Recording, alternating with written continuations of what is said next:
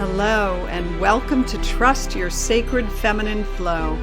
I'm your host, Joni Advent Maher, mystic, spiritual midwife, and visionary leadership guide. It's my great pleasure to share inspiring and intimate conversations and emerging wisdom gathered from our collective feminine journey of awakening.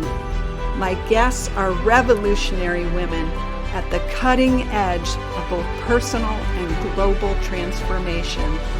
I invite you to join us in claiming our sovereignty, changing the world, and flourishing no matter what. Welcome to Trust Your Sacred Feminine Flow. I'm your host, Joni Advent Maher. I'm a mystic, spiritual midwife, and transformational guide. So glad to have you with me today. Today, we're actually going to talk about fear and how to empower ourselves in the face of fear. And this is a subject that is important these days because there is so much fear surfacing in the collective. The more polarized that things get, the more intense things are getting. Collectively, the more individual and collective fears are rising to the surface. And it really is quite a bit like walking through a dust storm. And it does take some effort and some energy to stay clear and pointed and grounded in the deepest truth, both for yourself and within the larger whole. So I want to tell you a story. And this is a story about the power of fear. So you may or may not know this about me, but one of my traits is I do tend to dive in and then learn to swim. As an intuitive who did not have a great deal of support growing up, it worked for me. Oftentimes, I could dive in and figure things out along the way. Particularly as a young woman, this was my approach to life. And while I still will get drawn by my curiosity or my passion or sense of adventure into things, I more and more see the value of both research and learning things before you jump into the water. But this story took place before I acquired that wisdom.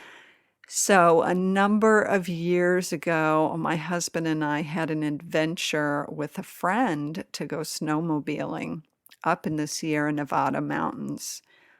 Gorgeous, gorgeous, gorgeous snow-covered mountains with these beautiful alpine trees and sun coming through the forest. So I went with my husband, our dear friend, and probably half a dozen other men. And did I know how to snowmobile? No, I did not. Did that stop me? No, it did not. It seemed easy enough, and they assumed that I could do it, so sure, what the heck, give it a try. Going up the mountain was a joy. It was so exhilarating and so powerful, and just so beautiful to be in these pristine areas on this snow-covered mountain, seeing just the greenery and the trees, just the stately trees reaching up into the sunlight. It was just magnificent. We made it all the way to the top of the mountain, and I could see for miles. It was glorious, and I felt so high and so invigorated, and it was fantastic. But then it was time to come down the mountain, and I have a history of having fallen down the steps as a little girl, actually as an infant, and a history of falling in a ski accident that were still lodged in my body. and I didn't know that. So the going down the hill was a much harder proposition because it brought up the frozen fear that was within me. And we'll just suffice it to say that I had a few close calls with some trees. I did not seriously injure myself, but it was the antithesis of the ride up the mountain. It was a very fear-filled experience. And that was in part because there was trauma in the body that had not been released yet. That is not what my story is about. This just leads up to my story. So my story is about the next time I went snowmobiling, which was a few years later, and I still had not dealt with the latent trauma in my body. But this time, rather than going up the steep, steep mountain, we chose a more gentle and gradual path.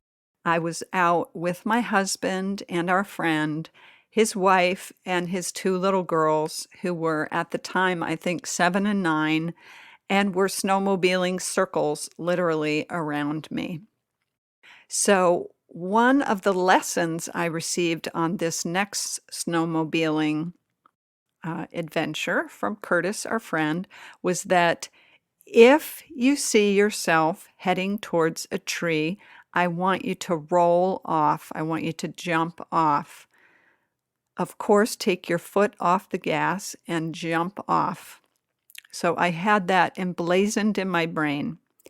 So the experience I want to share with you is about being in this wide open, expansive, gorgeous field, cruising down the path with my husband, my friends, their kids, huge expanse of white with the sun shining down and literally one tree in the field, one tree.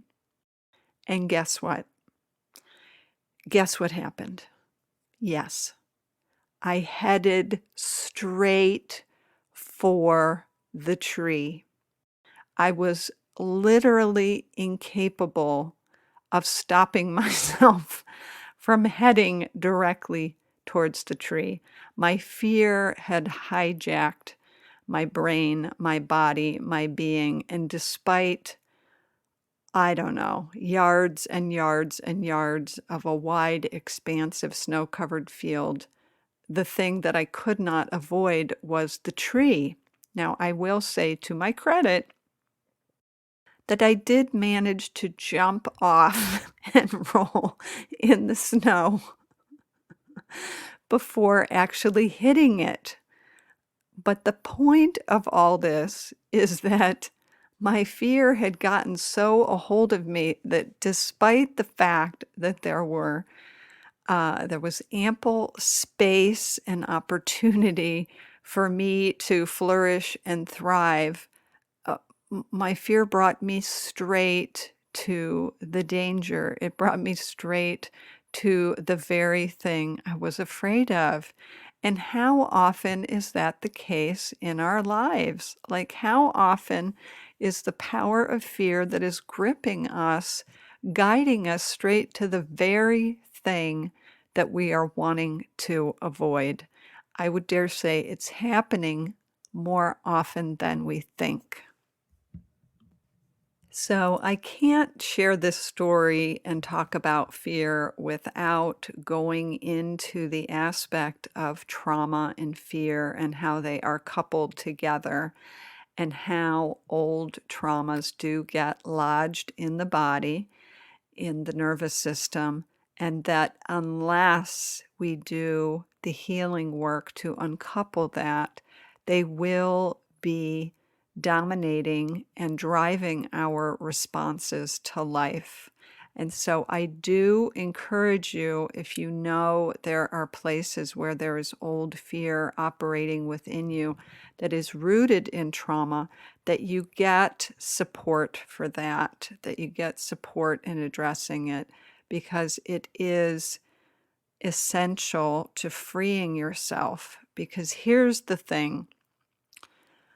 The big challenge about fear is so often it engages with our mind. And yes, it does hijack the body and the nervous system, but it's when the fear and our mind get together that we are just in over our heads. The mind, in and of itself, when caught in the grips of fear, is not equipped to find the truth. We need our body's wisdom. We need the wisdom of our heart and our soul in order to discover and root and find the truth. And the thing is that 9 times out of 10, probably more than that, 99 times out of 100, fear is not telling you the truth. Unless there is a bear standing in your kitchen or someone chasing you, you are not typically in the kind of danger that your fear is telling you is warranted. And the mind is not equipped to fully assess that, and it gets caught up in the fear, and it's like a runaway train, and we just cannot see the truth clearly. And the sensual body in particular. So, what I mean by that is engaging the power of the breath, engaging the power of the senses. So, literally, with your eyes, scanning your environment. Is there an imminent threat in this moment? Letting yourself experience gravity in your body, so feeling the support of the earth beneath you, feeling the boundary of your skin, literally making contact with your body, with your skin, whether it's with gentle pats, patting the body, or firm caresses. It can help settle the nervous system and help you begin to assess the truth more clearly. So I have become a bit of an expert at this because I would say for the last 2 to 3 years, as I really have been going through my intense awakening and expansion, more Saturdays than not, I wake up hijacked by fear. I'm not sure why it comes to visit me on Saturdays as it does. Today happens to be a Saturday as well, and today was no different. I think perhaps it shows up on those days when I don't have structure or a schedule or a place I have to be, and so I am free and available to work with it. So here's the deal. As we endeavor to live more authentically, as we endeavor to be more empowered and to stand in our sovereignty, to take up more space, to dream bigger dreams, to create more powerfully, to take leadership in our own lives and be a leader among our communities and families, guess what? Fear is going to surface. Fear is surfacing anyway. Survival level fears are surfacing in the collective, as I said. But as we step into our power and our authority and live our true purpose, we are going to face fear, and we need to have some tools to address it. So, as I said, coming back to the body, tuning in to the wisdom of the heart, listening to the yearnings of your soul, all those sources hold pieces of the truth for you. But there are a few other things that I want to recommend if you feel yourself hijacked by fear. One is to recognize, just as if you were driving through the mist or fog or dust storm in your car, that you would know that somewhere on the other side you would be able to see clearly. So just remembering that, that is one of the gifts that your mind can provide. It can be a tool that you can harness to help bring you back. It can be the voice of the reminder, but it's a habit that we have to cultivate. So really recognizing first that you are in the fog of fear, and then again affirming that there is truth, there is clarity that's on the other side. Because I'm here to tell you, when you are in the fear and it is not grounded in a real, current, in the moment threat to your aliveness, it is not telling you the truth. It's never telling you the truth. The story that is running about other people's intentions, about what's possible for you, about what resources are available to you. When it's coming out of that fear, it is not the truth. It is never the truth. There is a deeper truth, and you can access it once the fog passes, once there is a sense of clarity. So it's that do not make choices, do not take actions when you are in that state. Secondly, it can be very helpful to reach out for help. Personally, I'm a huge proponent of prayer, and that can take whatever form is meaningful for you. I'm not prescribing any particular spiritual or religious path or orientation, but for me to open up to something greater than myself and to ask for help does naturally begin to expand me and show me other possibilities. Also, reaching out to other people, trusted, supportive people in your life that can hold the space for you, and just letting them know you are in a contracted and fearful place, and that the voice of fear and limits are running the show.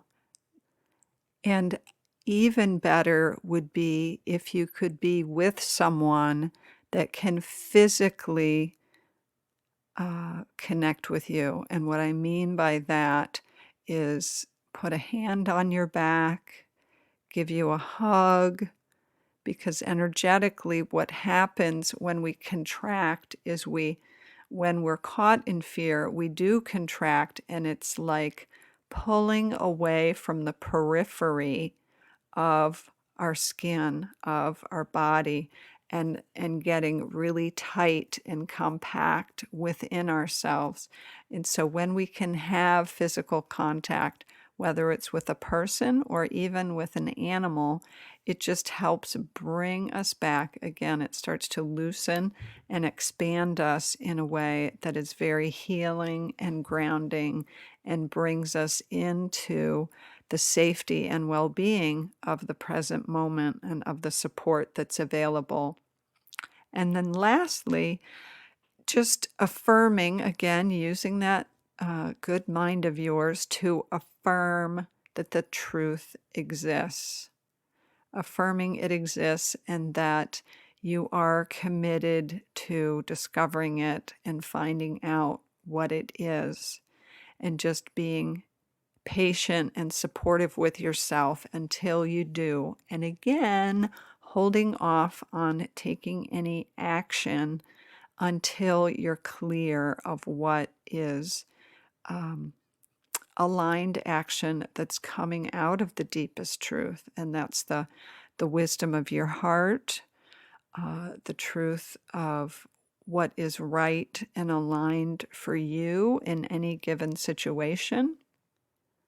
Ideally, more and more, and with greater ease, you can and will be able to embody the clarity and the truth of standing in your sovereignty. That sovereignty, which is the connection to your true nature, to the part of you that can see through the illusion of fear. And beloved, that is the vision I am holding for you, and I believe we are being called to as the wise women of this modern day world. We are being called to hold the vibration of the truth and the vision of the truth for ourselves, for our loved ones, for our humanity. And it begins with doing our own healing and addressing the places of fear that surface in us or that continue to cross our path on a regular basis. Sometimes we do need outside support. Sometimes it does get bigger than we can manage on our own or with a friend. And as I said, if there is latent trauma in the body, it's very important to get support to address that. And it can be a very gentle and supportive process over time, but super important to get that addressed. And even if there's not big T traumas, as I said, sometimes we do need support with the little t traumas, which we all experience in life, that are underlying the way fear can get a hold of us, the stories that it tells us, the particular kinds of fears that we are more vulnerable and susceptible to. So there are times when we need to reach out and get support and assistance to address those, to dissolve them, and to turn that contracted energy of fear into its true essence, which is free flowing essence of love. That's what we're here for, darling. That's what we're here in this third dimension to do, to bring more of that essence of love into this denser reality of the earth plane. As a spiritual midwife and transformational guide, that is precisely what I support the women I work with in addressing. If you'd like my support or more information about my work, you can go to my website, revolutionaryheart.com. And as we bring things to a close for today, would love to share my free gift to you, Standing in Your Sovereignty, which is really, really about remembering who you truly are beyond what fear would tell you, and remembering what it is you deeply know and acting on what you genuinely need in your life. It's about bringing that true essence of who you are and all your wisdom and grounding it here in your life. You can access that either at the website or at standinginyoursovereignty.com. So, beloved, until we meet again, I want to remind you, always trust what your heart knows. Thanks for listening to Trust Your Sacred Feminine Flow. If you enjoyed this episode, please share it with a friend and be sure to subscribe, rate, and review wherever you get your podcasts. And visit theradianceequation.com to receive your copy of The Radiance Equation, a visionary's guide to coming out of hiding, owning your wisdom, and creating your greatest impact.